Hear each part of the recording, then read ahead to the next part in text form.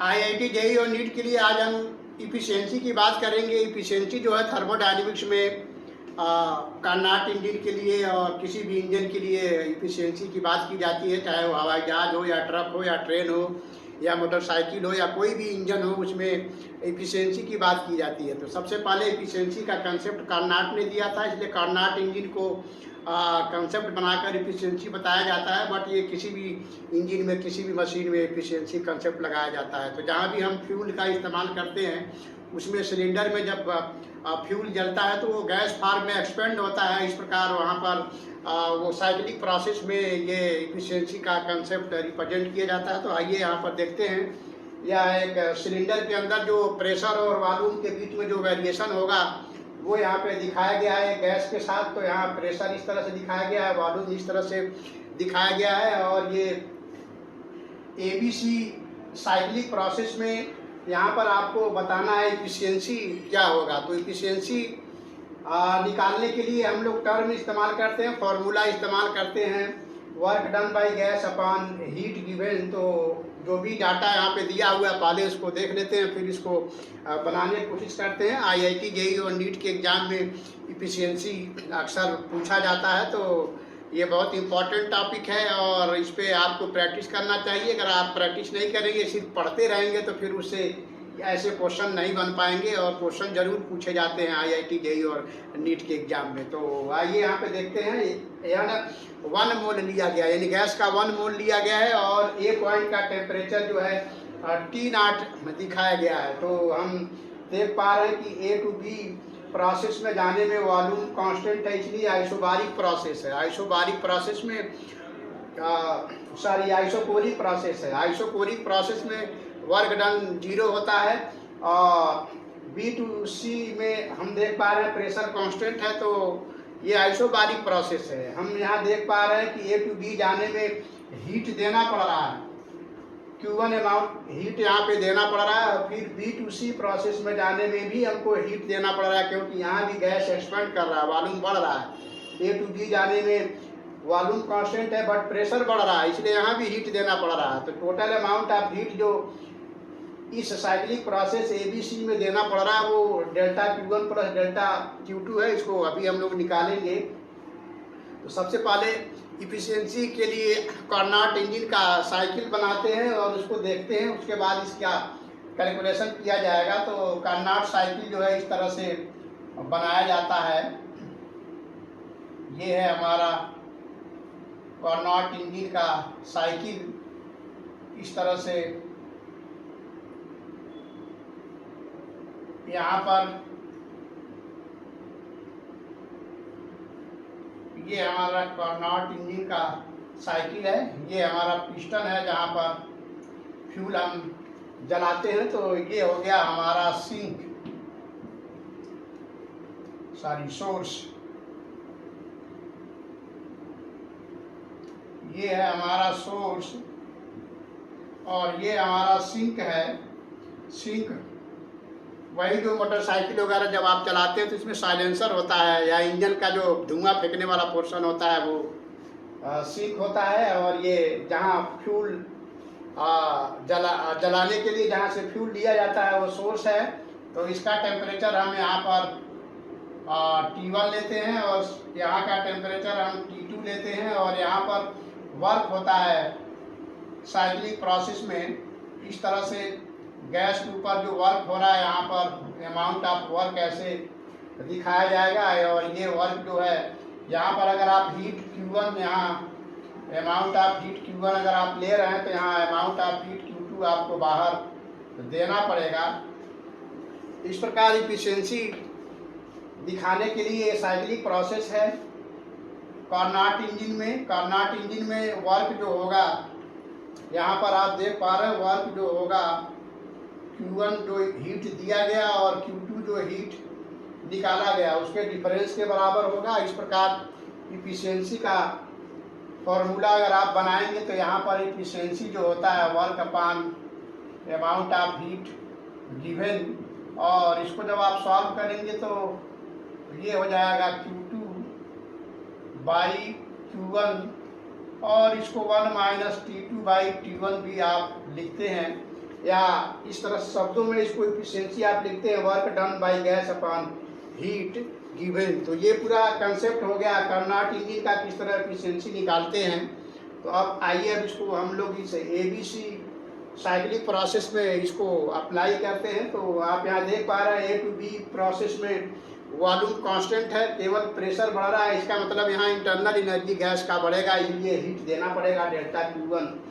तो delta Q1 जब आप निकालेंगे तो यहाँ पर आप देख पा रहे हैं डेल्टा Q1 जो होगा A to B प्रोसेस में है delta WAB plus delta UAB हम कैलकुलेट करेंगे, लेकिन उसके पहले हम B पॉइंट और C पॉइंट का टेम्परेचर निकाल लेते हैं। तो हम यहाँ देख पा रहे हैं कि AB आइसोकोरिक प्रोसेस है, तो आइसोकोरिक प्रोसेस में हम B पॉइंट का टेम्परेचर निकालेंगे, क्योंकि A पॉइंट का टेम्परेचर दिया हुआ है। तो यहाँ पर PA जो है P0 के बराबर है और PB जो है 2P0 के बराबर है और TA T0 है, हमको TB निकालना है। तो यहाँ पर हमने ये वैल्यू रखा आइसोकोरिक प्रोसेस में।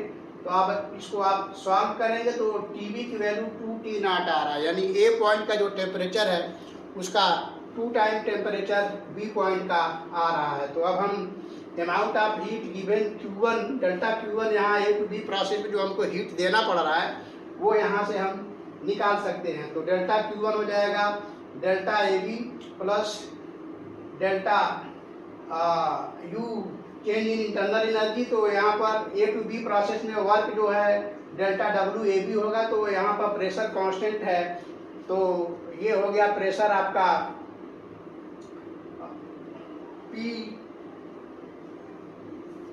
P0 यहाँ पे प्रेशर दिखाया गया है।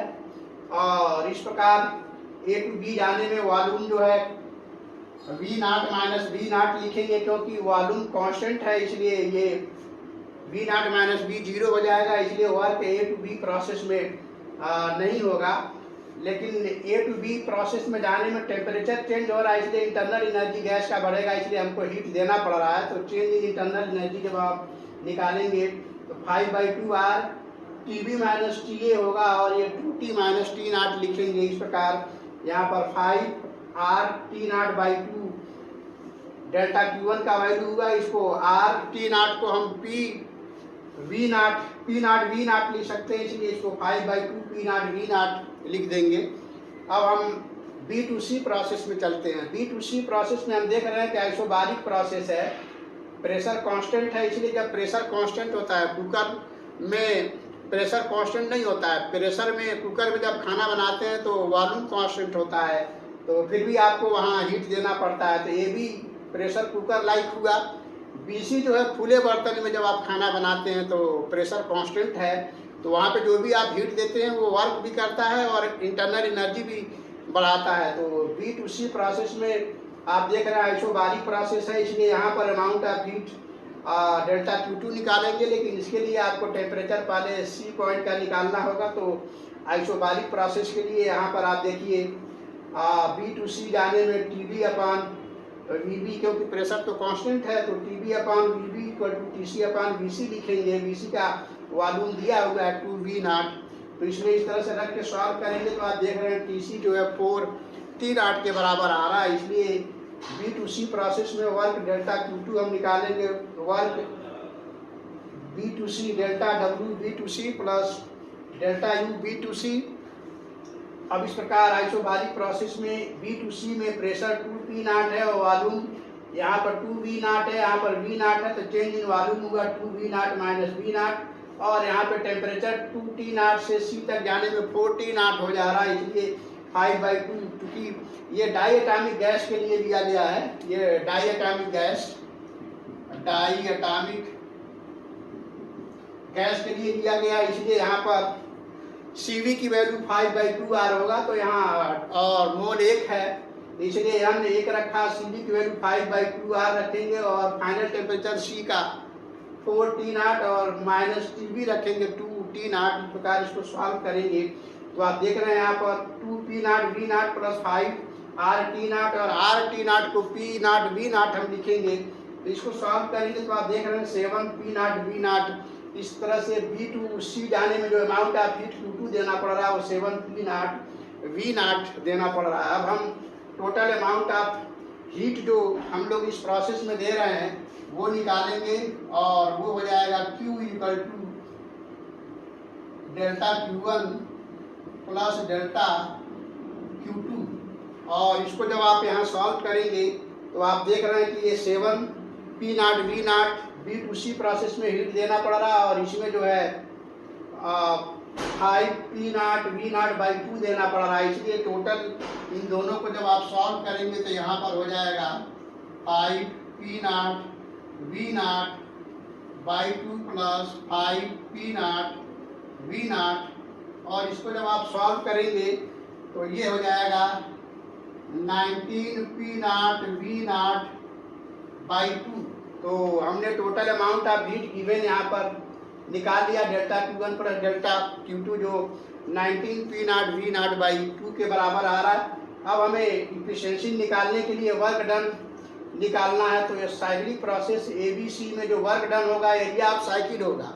इस एरिया ऑफ साइकिल को निकालने के लिए आप देख रहे हैं ट्रायंगल का बेस जो हो गया यहाँ से यहाँ तक change in pressure P not के बराबर, और हाइट हो गया V से 2V यानी 2V minus 2V not minus V not, तो V नॉट के बराबर। इस प्रकार इस ट्रायंगल का बेस हुआ P नॉट और हाइट हुआ V नॉट।